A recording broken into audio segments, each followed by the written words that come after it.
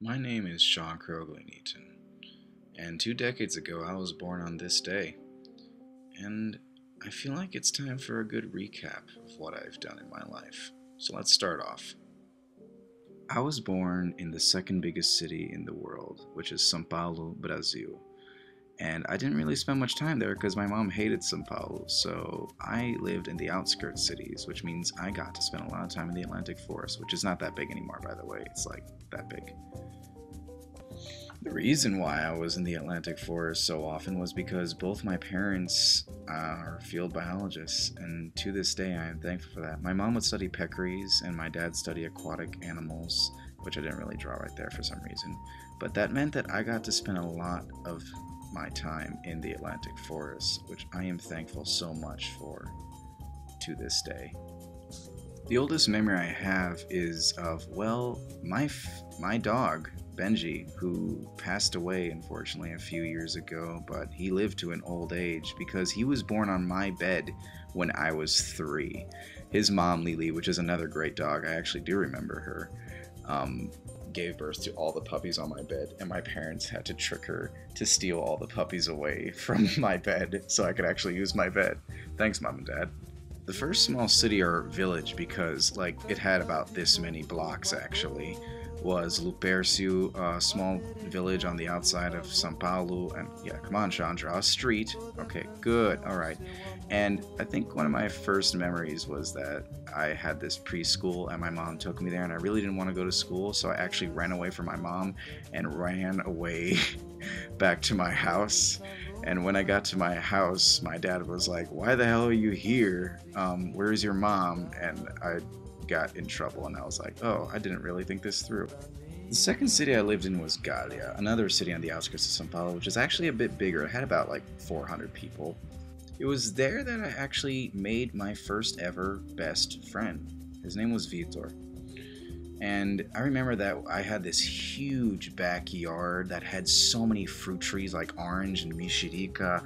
We had sugar cane in our yard. We had jabuticaba, so many different kinds of fruits. And the yard was just huge. It was just such a fun time there. I also remember that we had a pet monkey called Chi-Chi. He was a capuchin and he only liked my mom. He hated everyone else. But one day my dad was trying to feed him, and Chi-Chi actually bit my dad's hand, and it was really bad. I felt so bad for him. After that, Chi-Chi actually started becoming a bit violent with even my mom, and so we had to send him back into the forest, and I just remember him leaving without a second glance back. I don't know how Mama felt about that.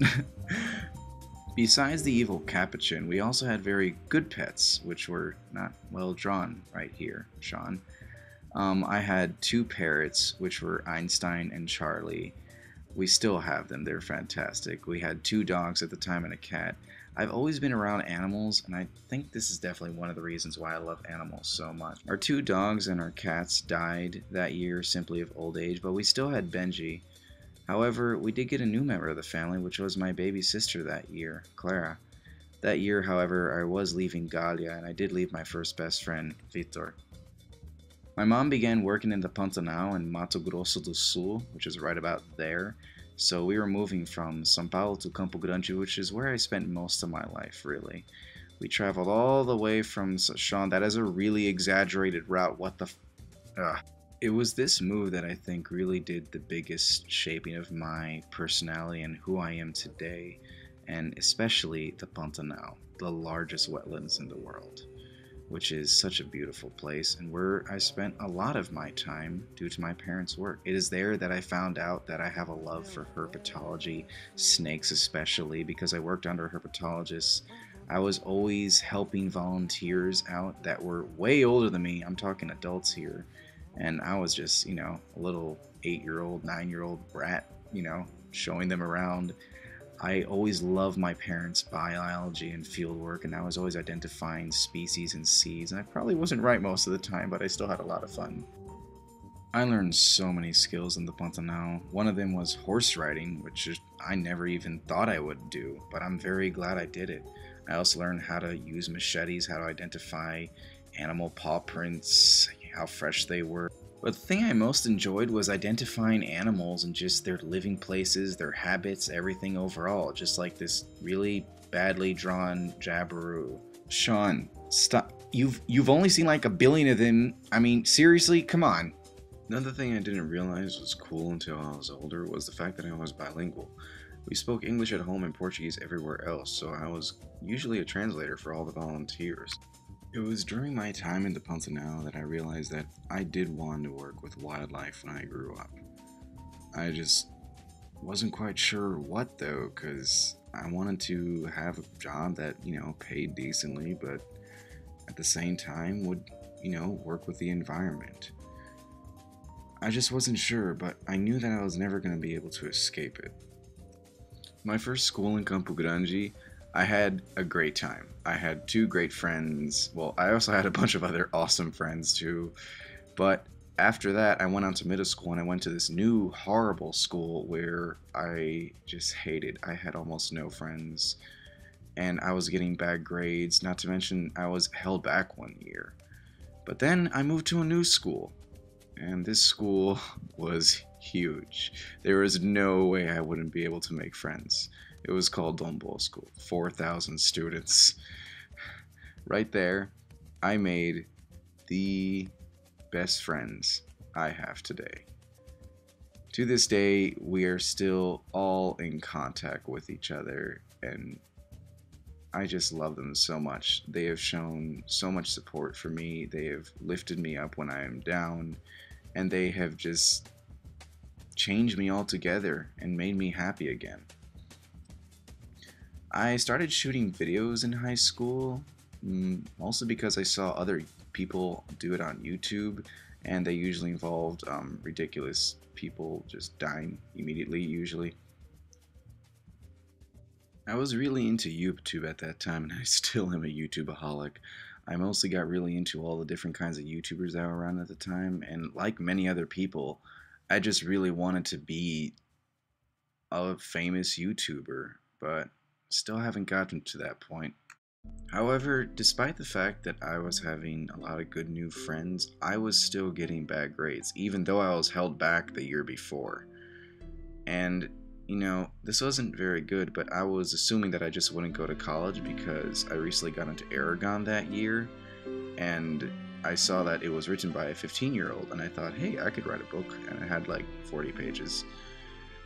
Being that my piano and drum lessons were right nearby my school, instead of going home after school, I'd usually just walk to my piano lessons. On the way there, however, I found a place that really altered who I am today. I've always been into sports, but for my whole life, I've wanted to do one sport, and one sport only: Kung Fu.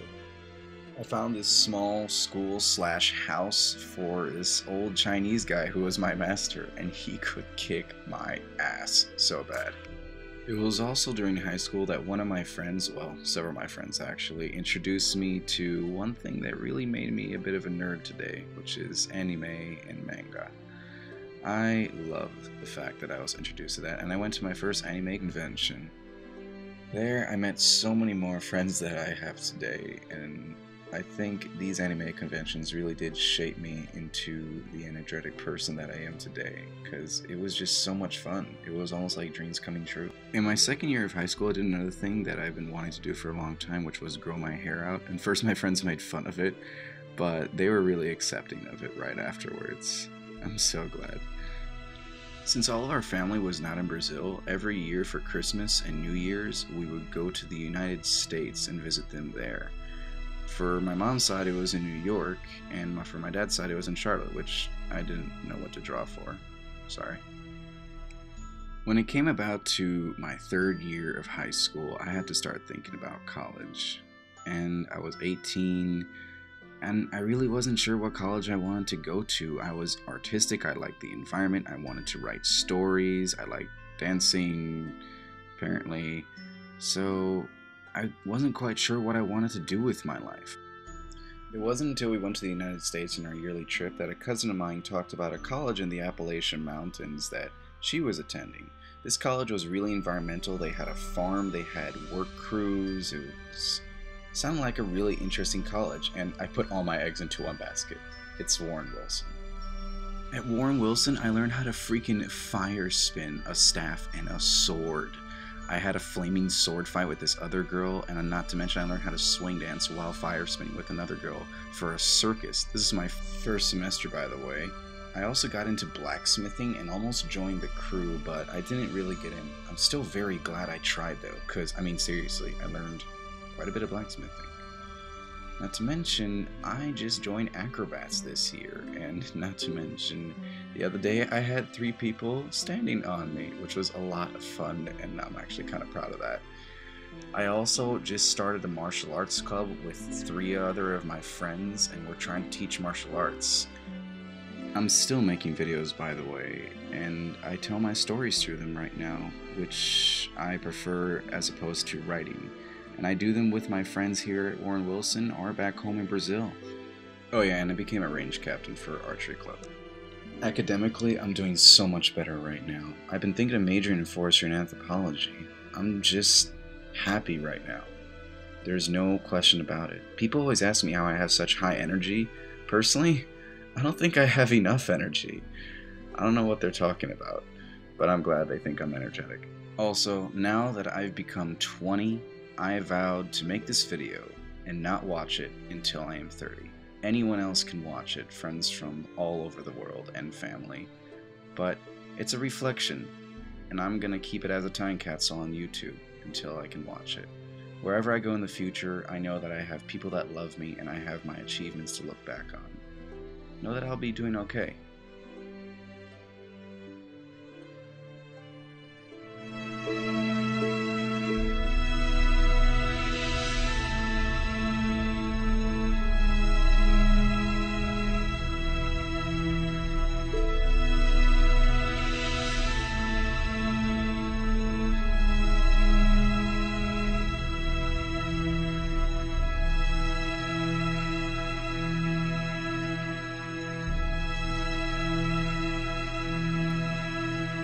I was gonna say something emotional at this end, but I can't really think of anything, so oh well.